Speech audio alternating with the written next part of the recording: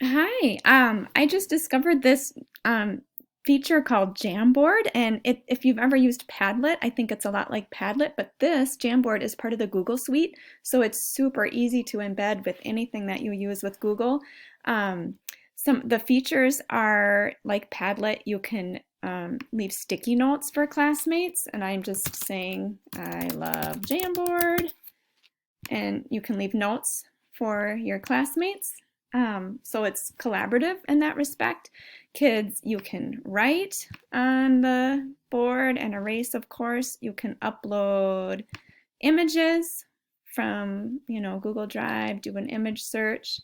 Um, let's see what else. And like I said, it was super easy to get a shareable link and embed it right in my slideshow since it's part of the Google platform. What else was I going to say?